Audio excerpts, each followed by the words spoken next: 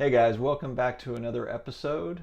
We are going to be talking about part two of our most iconic baseball cards of all time. So stay tuned.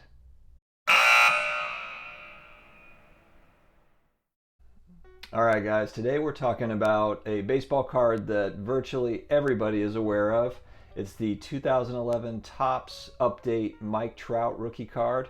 Um, this is one that it's a really interesting story, just being that, Mike Trout was not a guy that, coming out was highly touted, or, he wasn't a Ken Griffey Jr. type prospect that just got tons and tons of hype. And so he was the 25th overall pick by the Anaheim Angels back in 2009. And not that he got, he wasn't a terrible prospect by any means. But what people don't realize is, as far as cards go and card values, I mean, there's that 2011 card. That card did not take off or do really much of anything until the fall of 2012. That first season that 2011 season, he did fine. I mean, he didn't have a horrific season or anything, but he was kind of a middle of the road type prospect player. But it wasn't until 2012 everything just turned on, and this guy just went from, kind of nowhere to, he was a MVP candidate. I mean, he had just his statistics were insane. That's where he won AL Rookie of the Year, and he was on an All-Star team. And so everything just fell into place for him fall of 2012, and that's really when this card started to move. But the thing that's really interesting is, when we look at cards today, everything's got a patch, it's an auto, it's got foil, there's all sorts of fanciness to it. This card is it is pure paper. I mean, there is nothing special to it. There's no holograms, there's no autos, there's no patch. It is a very basic looking card, and believe it or not, a PSA 10 of this card right now is going for anywhere from $1,400 to $1,600, $1,700. They're at all-time highs. So it's incredible that this card, just being so basic, has made the moves that it has. And I think that what makes this card kind of iconic, it really puts a focus on baseball prospecting. I think this really kind of kicked off, a lot of the speculation around baseball prospects, because it was one that the majority of people missed on. Mike Trout was not a guy that everybody was, this is a lock, I'm going to stockpile his cards and make sure that I don't miss any, because he's gonna do big things.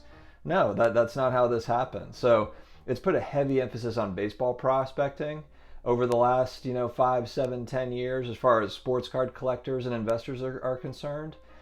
So now more and more people are looking at prospects coming out and kind of making bets on those cards as to who's going to move up quickly, who's going to take some more time to move up.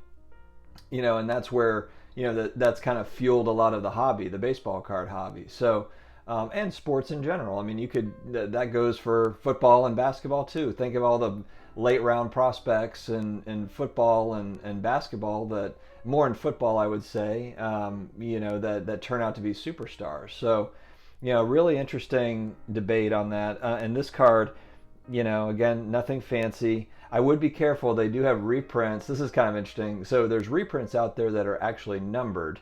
So you would think that, okay, this is a numbered card, this is going to be more valuable. Not necessarily the truth. Those are reprints. So you just have to make sure that you're paying attention to the card if you go out and are looking at these on eBay.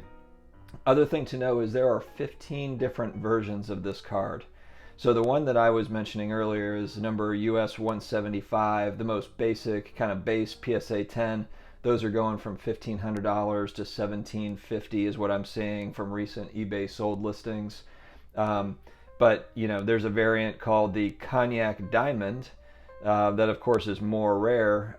And I just saw a recent sale on that one over the last few weeks was at $7,100. So vastly different pricing between these 15 different cards. So certainly make sure that you're paying attention to exactly which one this is, and when you're comparing costs on sold listings, make sure you're comparing apples to apples, because if there's just a slight difference, there's 15 different versions, so that's going to make a difference in pricing.